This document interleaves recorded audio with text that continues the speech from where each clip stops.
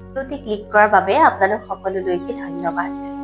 ৰংগমঞ্চৰ অন্য এটা ভিডিঅ'লৈ আপোনালোক সকলোকে স্বাগতম জনাইছোঁ।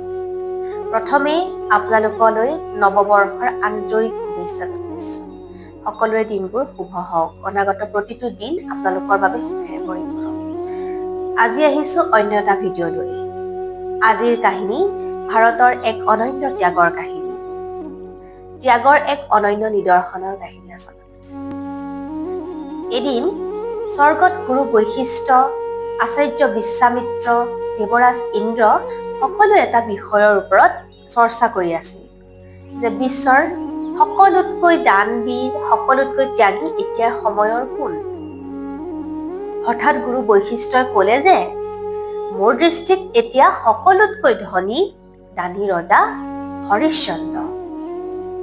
বৈশিষ্ট্যৰ কথাত বিশ্বামিত্ৰই ক'লে, আচাৰ্য, ময়ো বহুদিন ধৰি পৃথিৱীত আছো, কিন্তু মোৰ মতে তিনি তৈলক্যৰ সকলোতকৈ দানী হোৱা পৃথিৱী পক্ষৰ বাবে সম্ভৱ নহয়। তেতিয়া গুৰু বৈশিষ্ট্যই ক'লে, হে মহামুনি, তেন্তে আপুনি ৰজা হৰিশ্চন্দ্ৰৰ ত্যাগৰ পৰীক্ষা নলয় কিয়? তাৰ পাছত মহৰ্ষি বিশ্বামিত্ৰই এজন ব্ৰাহ্মণৰ ৰূপ ধৰি পৃথিৱীলৈ আহিল। সেই সময়ত ৰজা হৰিশ্চন্দ্ৰ অৰণ্যত আছিল।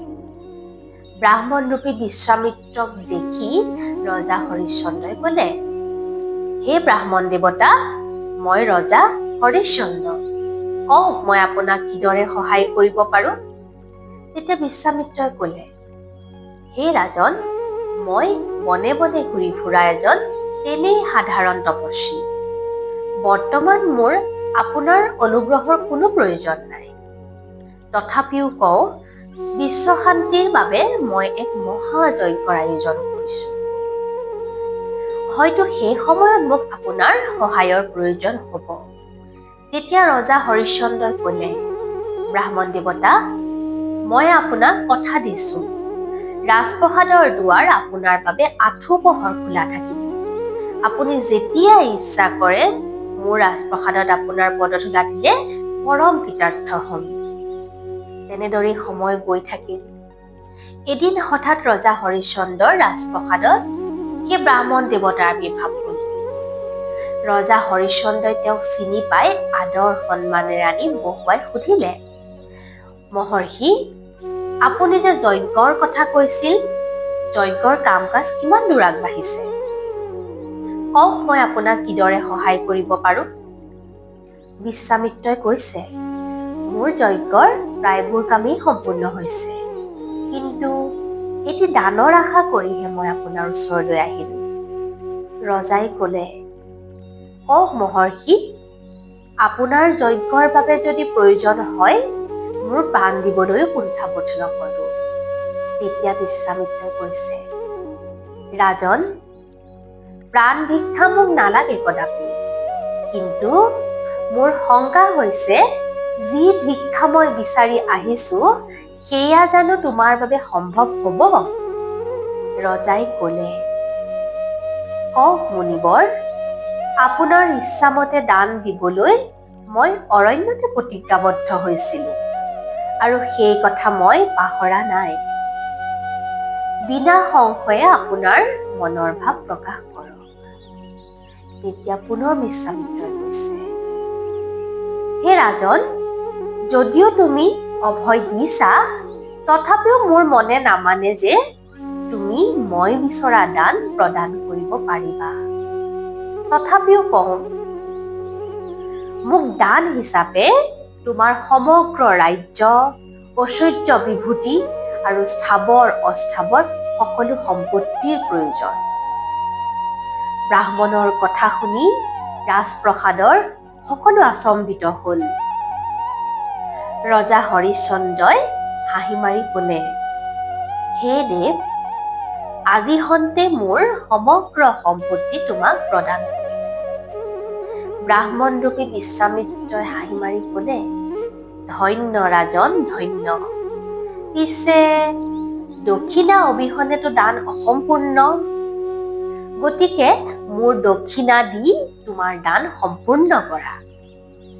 ৰজাই ক'লে, হে দেৱ, কি দক্ষিণা দি আপোনাৰ দান সম্পূৰ্ণ কৰিম? তেতিয়া বিশ্বামিত্ৰই কৈছে, ৰাজন, মোক দিয়া দান সম্পূৰ্ণ কৰিবলৈ মোক 1000 স্বৰ্ণ মুদ্ৰাৰ প্ৰয়োজন। ৰজাই সন্তোষ মনেৰে চন্তৰিক মাতি আনি ক'লে, যোৱা, ৰাজভঁৰালৰ পৰা 1000 স্বৰ্ণ মুদ্ৰা ব্ৰাহ্মণদেৱক প্ৰদান কৰা।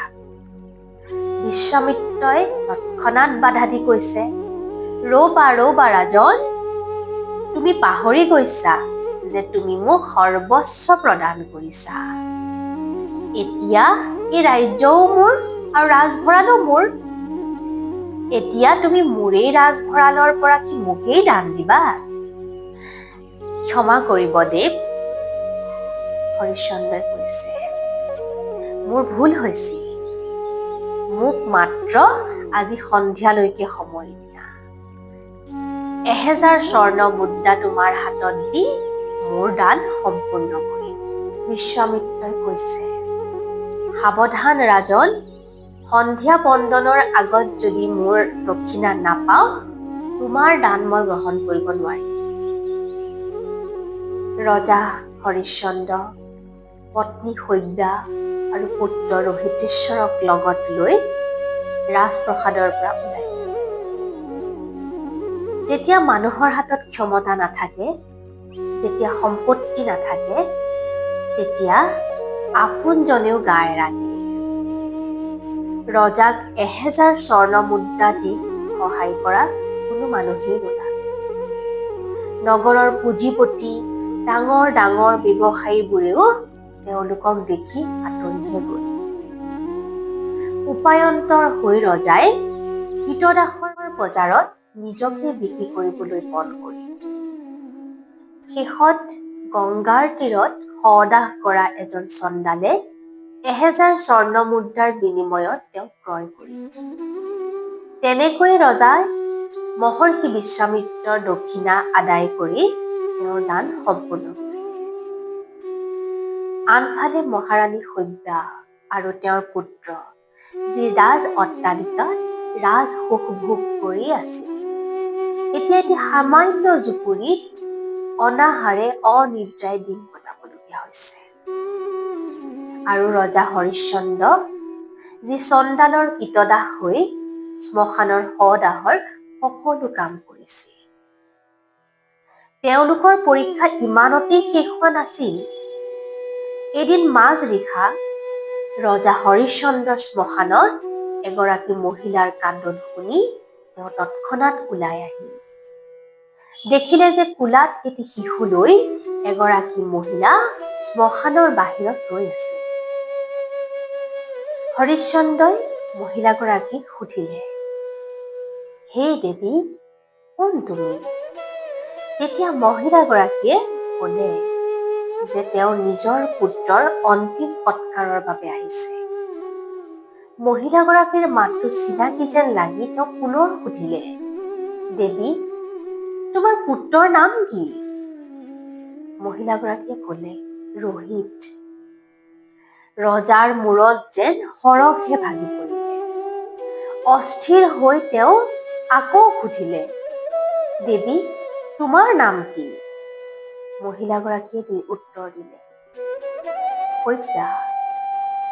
তেতিয়া ৰজাই তেওঁৰ মুখলৈ চাই দেখিলে যে সেয়া তেওঁৰ পত্নী। পুত্ৰ ৰোহিত বুলি ৰজাও কান্দোনত ভাগি পৰিলে। শৈব্যায়ো নিজৰ স্বামীক চিনি পাই বিলাপ কৰিবলৈ ধৰিলে আৰু ক'লে, স্বামী, অৰণ্যত খৰি বুটলিবলৈ যাওঁতে আমাৰ পুত্ৰক সৰ্পই দংশন কৰিলে। নিজকে স্থিৰ কৰি হৰিশ্চন্দ্ৰই কৈছে, দেৱী, এতিয়া মই এজন কীতদাস। মোৰ স্বামীৰ আজ্ঞা যে মূল্য নোহোৱাকৈ এই শ্মশানত মই কাৰোৱে সদাহ কৰিব নোৱাৰো। তুমি উভতি যোৱা দেৱী। কান্দি কান্দি ৰাণী শৈব্যাই নিজ পুত্ৰৰ অন্তিম সৎকাৰৰ বাবে স্বামীক কাকুতি মিনতি কৰিলে। এনে হৃদয় বিদাৰক দৃশ্য দেখি সৰগৰ সকলো দেৱতাই ৰ লাগি চায়। এনে যন্ত্ৰণা কোনেও সহিব নোৱাৰে। তেনেতে মহৰ্ষি বিশ্বামিত্ৰৰ আবিৰ্ভাৱ হ'ল ৰজাৰ আগত, আৰু তৎক্ষণাৎ ৰজাক সাৱটি ধৰিলে আৰু কৈলে, হে ৰাজন, তোমাৰ দৰে দানবীৰ এই বিশ্বত দ্বিতীয়জন আৰু নাই। এয়া মাথো তোমাৰ এক পৰীক্ষাহে আছিল। তোমাৰ ৰাজ্য আৰু সকলো সম্পত্তি এই মুহূৰ্ততে তোমাক ঘূৰাই দিছো, আৰু মোৰ মন্ত্ৰ শক্তিৰ বলত তোমাৰ পুত্ৰকো জীৱন দান দিছো। ৰাজন, পৃথিৱীত চন্দ্ৰ সূৰ্য থকালৈকে দানবীৰ ৰজা হৰিশ্চন্দ্ৰ বুলি তোমাৰ নাম সোণালী আখৰেৰে লিখা থাকিব। এয়া মাত্ৰ এক কাহিনী আছিল, ৰজা হৰিশ্চন্দ্ৰৰ কাহিনী। ইয়াৰ সাৰ হৈছে যে আপুনি কিমান বিশ্বাসযোগ্য তাৰ প্ৰমাণ তেতিয়াহে হয় যেতিয়া আপোনাৰ হাতত অবিশ্বাসী হোৱাৰ সকলো পথ খোলা থকাৰ পিছতো আপুনি সৎ পথেৰে আগুৱাই গৈ নিজকে প্ৰতিষ্ঠা কৰে। সকলো বিপদ নেওচি আপুনি আগুৱাই যাব পাৰে। আচলতে সেইজনহে প্ৰকৃত মানুহ। আমাৰ এই ৰংগমঞ্চৰ ভিডিঅ'সমূহ পাই থাকিবৰ বাবে আমাৰ চেনেলটো ছাবস্ক্ৰাইব কৰি ল'ব, আৰু ভাল লাগিলে লাইক আৰু শ্বেয়াৰো কৰি দিব।